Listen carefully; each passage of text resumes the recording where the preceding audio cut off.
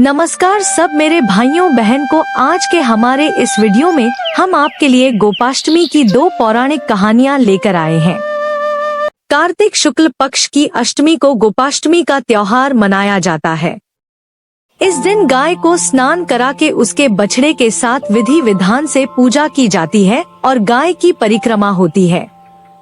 गोपाष्टमी के दिन गाय के चरणों की धूल को अपने मस्तक पर लगाने से भगवान श्री कृष्ण प्रसन्न होते हैं तथा अखंड सौभाग्य का वरदान देते हैं। गोपाष्टमी की प्राचीन कथा के अनुसार प्राचीन काल में जब भगवान श्री कृष्ण 6 वर्ष के थे तब वह माँ यशोदा से कहने लगे, माँ मैं बड़ा हो गया हूँ, अब मैं बछड़े चढ़ाने नहीं जाऊंगा, अब मैं गौ माता के साथ जाऊंगा। इस पर यशोदा माँ ने नंद बाबा पर बात टाल दी और कहा, एक बार अपने बाबा से पूछ लो। इस पर भगवान श्री कृष्ण नंद बाबा से जाकर कहने लगे, बाबा बाबा अब मैं बछड़े नहीं बल्कि गाय चराने जाऊंगा। नंद बाबा ने भगवान श्री कृष्ण को समझाने की बहुत कोशिश करी, लेकिन बाल गोपाल की हट के आगे उनकी एक ना चली। फिर नंद बाबा ने श्री कृष्ण से कहा, ठीक है, पहले तुम जाकर पंडित जी को बुलाकर लाओ ताकि उनसे गौ आचरण का शुभ मुहूर्त पता लग सके।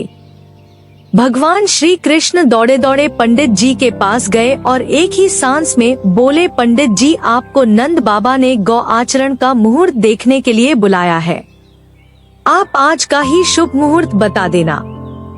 अगर आपने मेरे कहे अनुसार करा तो मैं आपको खूब माखन मिश्री लाकर दूंगा। पंडित जी भगवान श्री कृष्ण की बात सुनकर मुस्कुरा दिए और नंद बाबा के पास गए और पंचांग देखकर गणना करने लगे। नंद बाबा पूछते हैं, पंडित जी क्या बात है, बार बार क्या गिनती कर रहे हैं? पंडित जी बोले, क्या बताऊं नंद जी, केवल आज का ही मुहूर्त निकल रहा है, इसके बाद तो पूरे 1 वर्ष तक कोई मुहूर्त नहीं है। पंडित जी की बात सुनकर नंद बाबा ने श्री कृष्ण को गौचरण की स्वीकृति दे दी। भगवान जिस समय भी कोई कार्य करते हैं वही शुभ मुहूर्त बन जाता है। उसी दिन से भगवान श्री कृष्ण ने गौचरण का कार्य आरंभ किया और वह शुभ तिथि कार्तिक मास के शुक्ल पक्ष की अष्टमी थी। इसी वजह से इस तिथि को गोपाष्टमी के नाम से जाना जाने लगा।